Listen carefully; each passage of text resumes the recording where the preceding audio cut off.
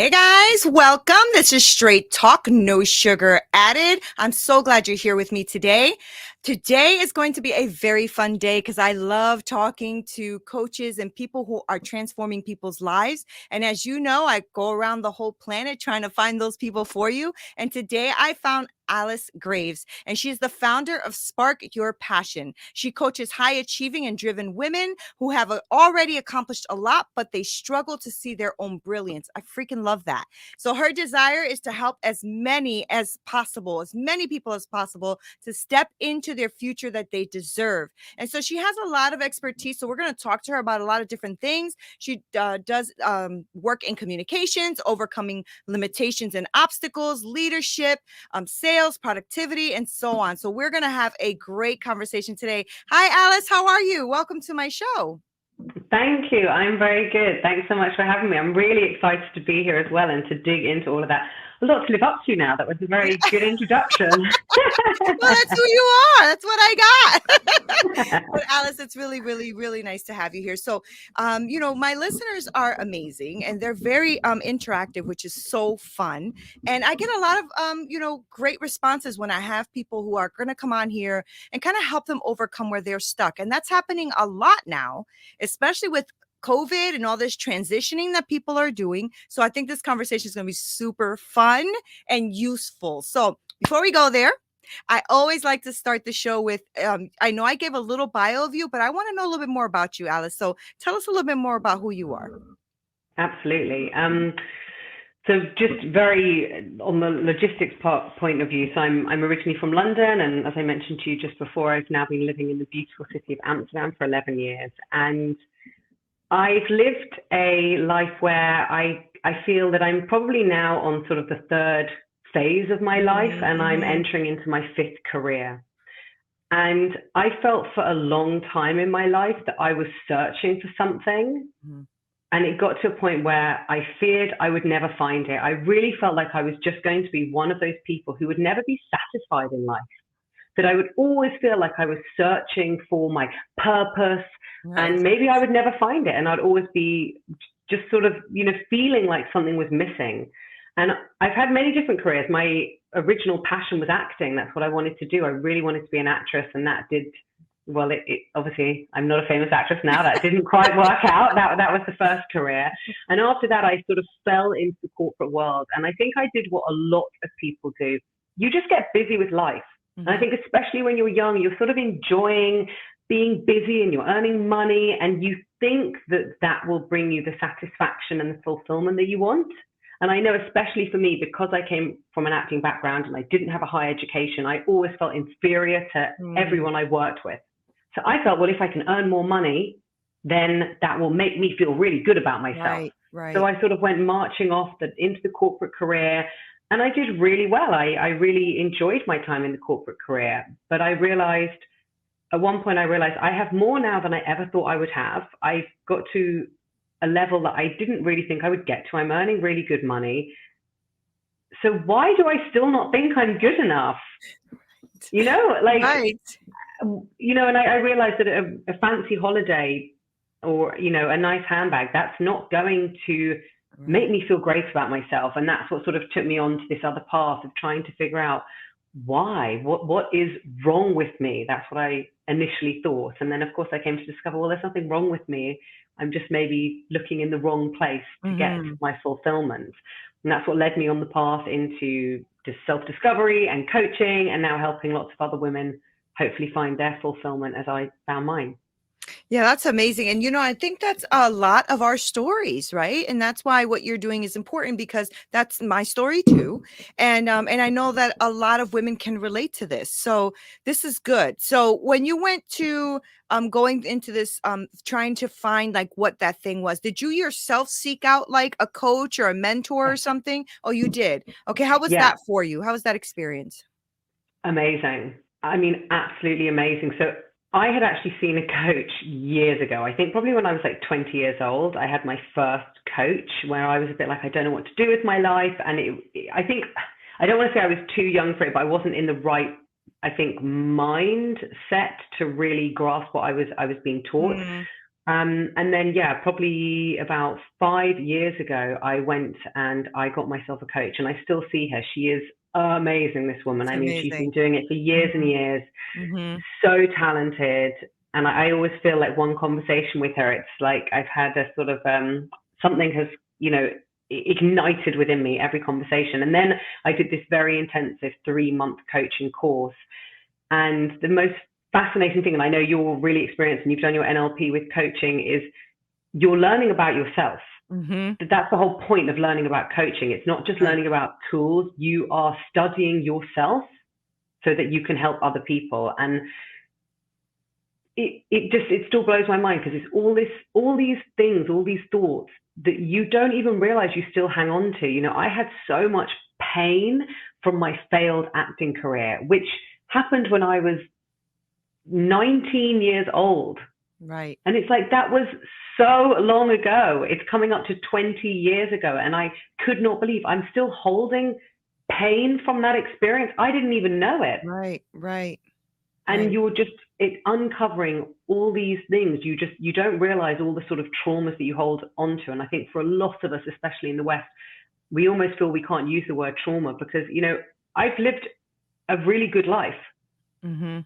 So it almost feels wrong to say you have a trauma because we think that that has to be something so big and devastating. Right. But the That's fact is, good. you know, my worst day could still be someone else's best day. Right. But that doesn't mean it's not my worst day. Right. And I think, you know, and you have to accept that and understanding all of that. And that just took me on this whole path of wow and just learning about myself and getting rid of all those limiting beliefs and then just sort of powering forward with my career. It was amazing. I love that. But I love what you said too, because it's true. I think I want to take that out, that stigma out as well, that you don't have to be in like dire straits or this horrific trauma. That I had a lot of trauma in my life. But the thing is like when I speak to some of these high performing women, they didn't. And that is okay. That doesn't mean that you're not seeking. That doesn't mean that you don't want something more, and so I think too many people have been like out there trying to pull the people in that have trauma because they think that's the majority of people, but not everyone, right, Alice? Not everyone. Yeah. And so, but some people still do seek and want to find. I love Yeah. that you went to your coach. I love that you're still with your coach. That speaks volumes, right? Because it Yeah. means that she is really impacting your life. And that's what we're supposed to be doing as coaches, right? So I love that you do that. And I also love that you pointed out that there that you didn't even recognize that you had a trauma, right? Yeah. Sometimes you just brush it off, especially if you're a high performer, right? You know, I'm Yeah. sure you notice this with your clients. They're high performers, so they don't think anything is wrong. They just know something's wrong, but they don't think anything is wrong. Exactly. And I think we live in such like a fast-paced environment. Mhm. Nobody stops to feel. Right. It's just go, go, keep busy, be busy. And it gets to a point where if you do stop and you start thinking, well, what's going on? That can be scary. You know, Yes, you're it is. opening Pandora's box. Do you really want to go there? Right. And I read, you know, this a coach that I follow, and he said this sort of one sentence that it always sticks with me, that buried emotions don't die. Mm, And I always think about that, good. that you can push them down, but they're not going anywhere and they will manifest themselves later on in your life. And exactly as you said it, say as well, you know, for high performers, when you have a good life, I think there's this sort of stigma, well, I shouldn't complain. I should just be happy. There Yeah. are other people out there who are so less fortunate. I should just be really happy with what I have. And it's not complaining if you want something more. And that doesn't mean you're not grateful for what you Right. have. Right. You can still be grateful and love your life, but still want something more. Those things can go hand in hand. But I Right. do think, exactly as you say, with high performers, it's like, no, just keep going, just keep going. And a lot of my clients do say, I really thought something was wrong with me. You know, why aren't I satisfied? What's wrong with me? And that's a horrible feeling to have. Yeah, it is. And it doesn't serve them. It doesn't serve them. It keeps them kind of stuck where they are because you're not moving forward because I think another thing is feeling guilty that you want more. Right? You almost feel Yeah, greedy or glutton like why would I want more? I have everything. And then on the opposite spectrum is fear because if you start looking, you're like, "Oh shoot, I don't want to leave my job. I don't want to leave my money. I don't want to," right? yeah.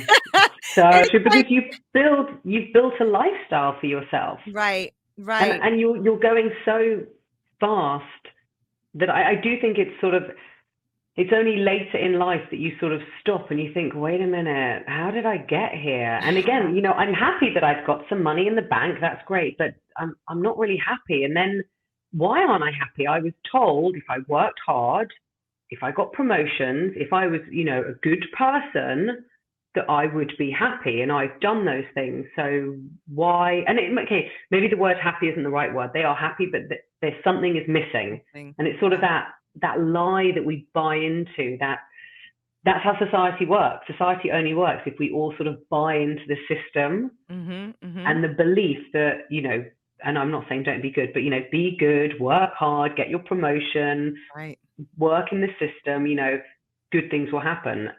And that's what a lot of people do. And for some people, it works out, and that is exactly what they want. That's great. But for a lot of other people, they do that and realize actually, yeah, something is missing. Yeah. And I want, you know, all of the people who are listening, especially my women out there, you know, this is not like go see Alice quit your job the next day. Right? Yeah, Because I don't think, do that. yeah, and I think that that's, no, I think that's what happens with high performers though, because we're high performers, we think it's like all or nothing, right? So we're all in. Right. And so what do you mean? I got to go see a coach to change the trajectory of my life. I got to quit. No, this is a process, right, Yeah, Alice? So tell me a little so bit about true. what it is that you do with your coaching. Like, how do you coach women through things? Do you, you know, what's your method? So it's really bespoke. And I think you know that as well. A lot of people will come to me thinking thing A is the problem, and then you dig beneath the surface and it's something totally different. Right. So it really is bespoke per person. Yeah. However, generally people are always coming to me because exactly what you said, they are feeling quite stuck.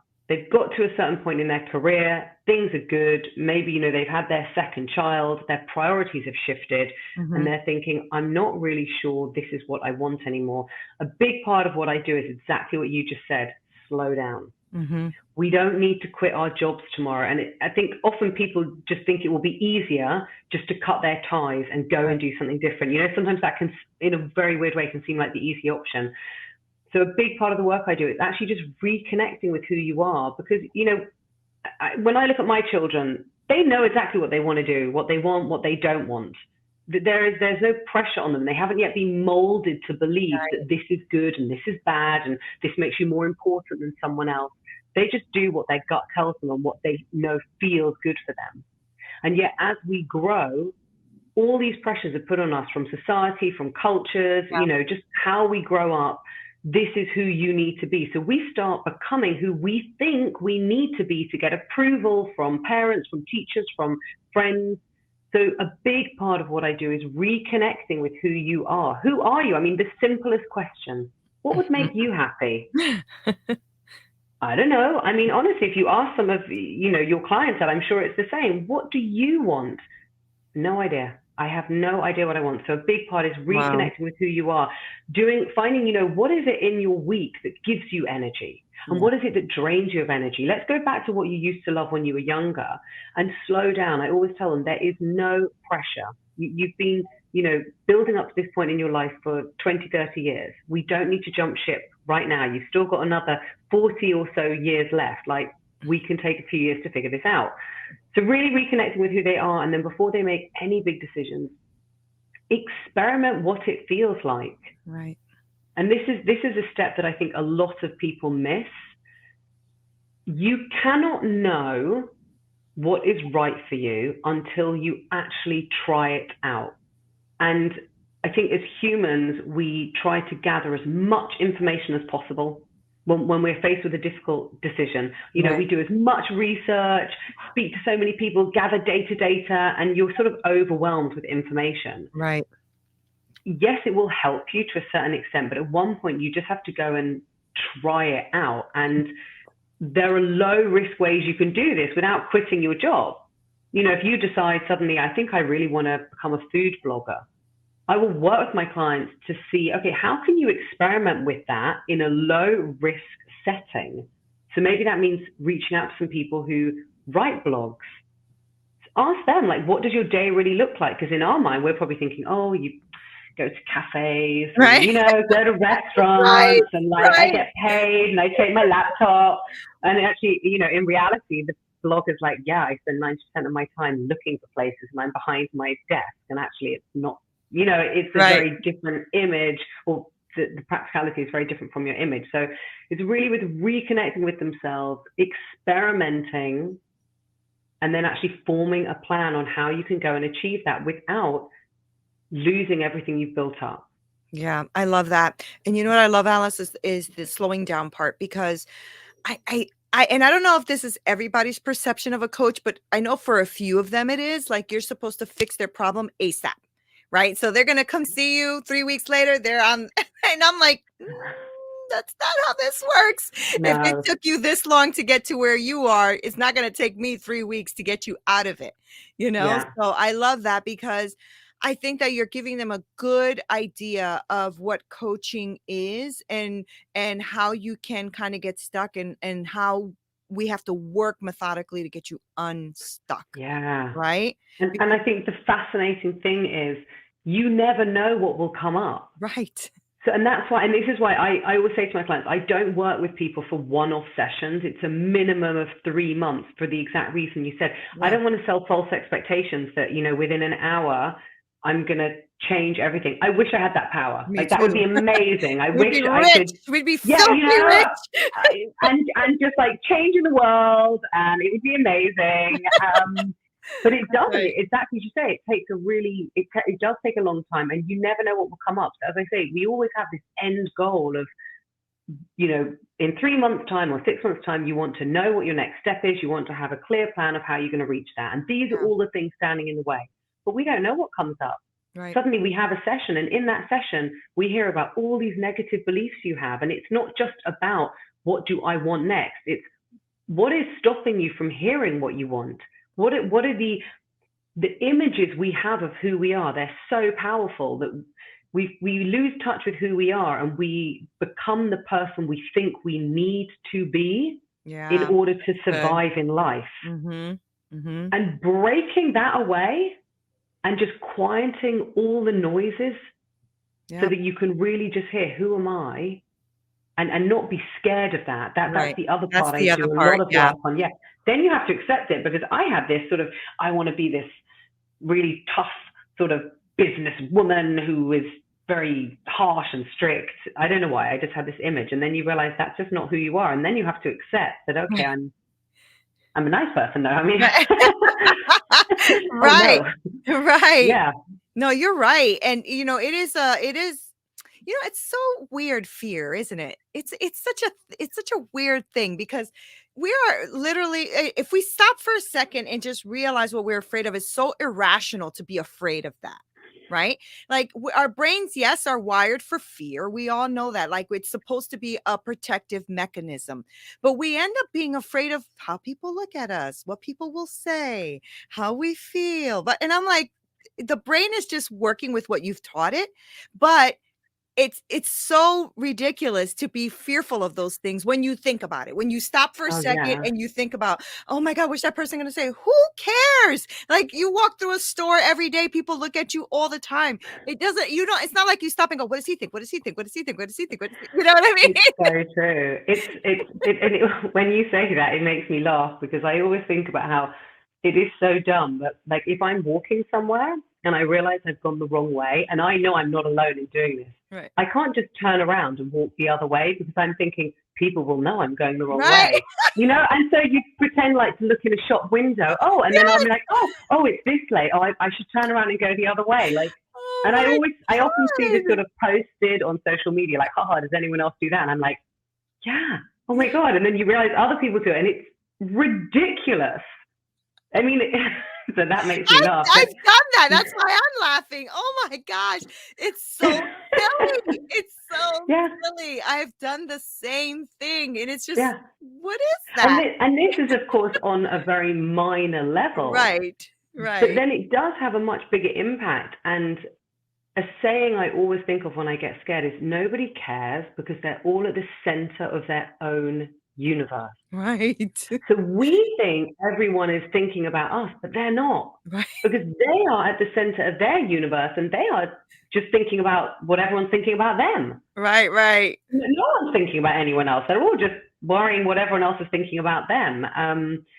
And exactly as you say, the fear is so irrational. Yes, rational, as you say, how our brain is wired.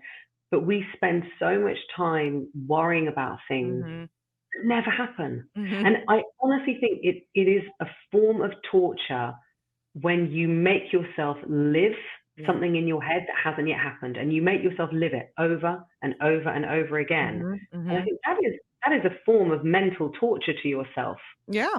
Yeah. And to your life, because you never get to reach the things you want to reach. Yeah, I always use in my past, was in a very bad domestic violent relationship, right? And so that almost ended in my murder, right? And I always say, when somebody puts a gun to your head, like that's what he did to me, and he pulled the trigger and the safety got jammed, and that's why I'm sitting here today, right? And I was like, that's fear. Like yeah, that is fear, right? Somebody puts an object or that's going to hurt you to you, that is fear. I said, but somebody thinking about what you said on social media, not fearful, not yeah, fearful. You're not that important. And they're like, oh, okay. Because I'm like, yeah, it's like what you said. We are not the center of people's universe. So the minute, and the reason I use such a strong analogy to go against what their story against their analogy is that I want them to understand that what they're fearing, if you stop for a second, if you pause just for a moment and say, is this really fearful? yeah. Is this really something that I'm afraid of, or is this something I just don't really want to do? Because a lot of times we will do Mm, what we really want to do even if we're afraid, right? But when we are like teeter-tottering on whether or not we really want to do it, then the excuses come up and we just go along with the fear and the excuses, right? oh, that's so powerful. So we That's have to so always, true. yeah, you have to always like pause and say to yourself, do I just not want to do this? And that's what you were saying, Alice, like kind of like Mm, reflecting and just like looking in yourself and seeing, who are you? Maybe you don't want to do it, yeah, and it's okay not to want to do something, right? yeah. What are you finding right now with the people you're coaching? Like, especially during this, I hope we're getting to an endemic at some point. This is the Mm. longest pandemic ever, right? So I'm just wondering, with the shifting in careers and the shifting in people's, wanting to be at the office and wanting now to start their own things. What are like some of the struggles that you're seeing or obstacles that you're seeing? I feel the biggest obstacle that my clients face is they know they want something else, but they just don't know what Mhm. it is. Mhm. Mhm. Mhm. And exactly as you say, there is a bit of fear there that for some of them they do have some passions, but they're even afraid to tell themselves. Mhm. That's And I deep. always think that that's so, when I get this insight from my clients, I think it's so powerful that you are so afraid of judgment, not just by others, but by Wow. yourself. You won't even admit in the quiet of your mind what you actually really want. That's deep. Yeah. And it's That's deep. all these layers that we're building up and up, and this judgment Mhm. from others, but really from ourselves. Mhm. And this is a big challenge that my clients face. How can they get rid of that judgment? And again, it's this image that they have made of themselves in order to fit into society, in order to be accepted by parents, by friends. So how do we get rid of that? And going back to what you said about fear, for me, the reason I spend so much time on reconnecting with who you are is because when you really know who you are and you really accept who you are, you won't care what anyone else thinks. That's right. Like it's so powerful, and unless you've been through that, it's very hard to. It just sounds like words, but when you've experienced that, and I'm sure you have as well through Mhm. the Mhm. transformation you went through and everything that happened in your life, because I know I did. I was always fearful of people would judge me. Even when I put my first social media post out that I was starting my own business, in my mind I was like, oh my god, everyone's gonna like laugh at me. This image that they'll have like a WhatsApp group behind my back. I mean, your mind goes to weird Right. places. But the more you discover who you are and accept who you are, you just don't care anymore, because that's where this inner confidence comes from. Yeah. And confidence for me is all about knowing yourself and accepting yourself. And then you'll just go and do it. So the challenges my clients are facing is really, how do they get rid of that judgment they have on themselves, reconnect, Right. and accept themselves and accept what they really want. Right. And I love that because you're talking about self. Like even when you use the little analogy you just used about, oh, they'll have a WhatsApp group, okay. Yeah. And Right. what? It's like, Yeah. Okay. okay. Do it. Yeah. It's like, and that's what I tell some of my clients too, because they'll be like, oh, but what if when they read the post, they laugh at me? Okay. Yeah.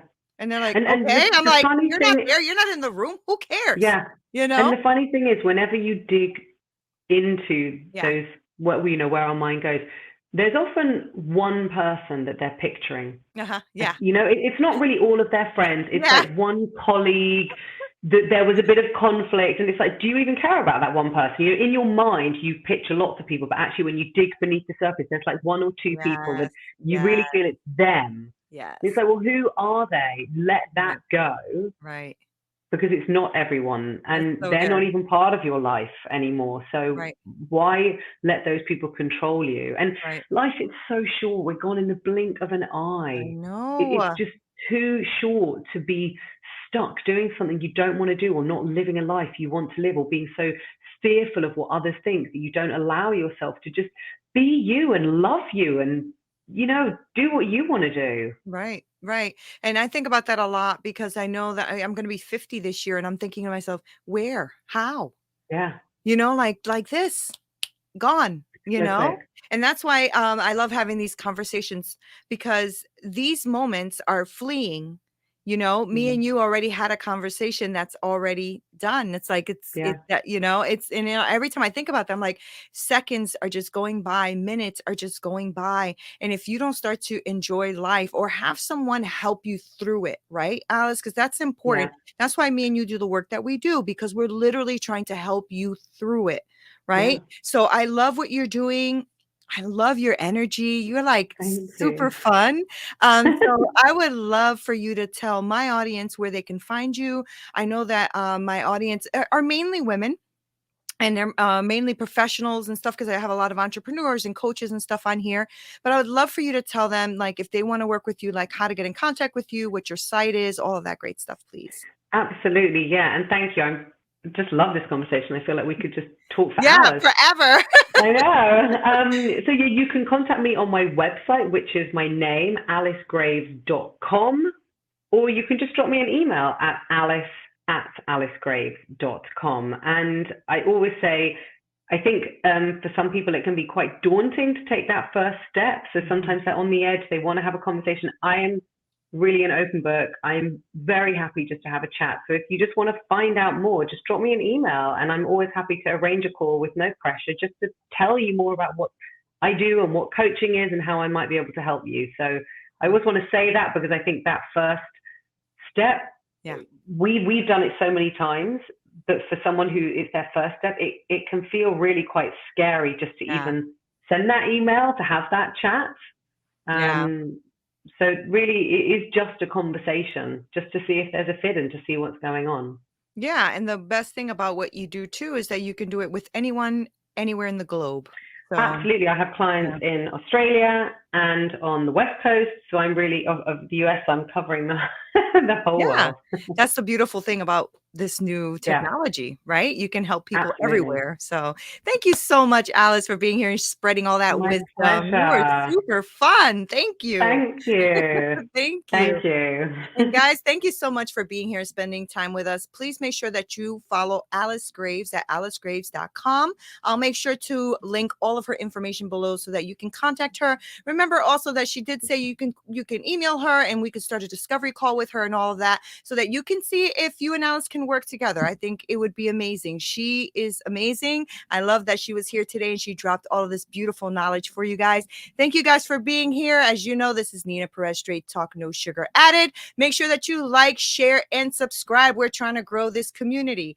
Until next time. Broadcast is brought to you by Wincheck Studios. We are an all-in-one educational platform for podcasters that revolutionizes how hosts leverage content to increase engagement with listeners, downloads, and income. We come together to focus on community, collaboration, and collective impact. For more information on how you can interact directly with our hosts, access exclusive live content with offers you can't get anywhere else from our official partners, join our purpose-driven community by visiting www.winject.com.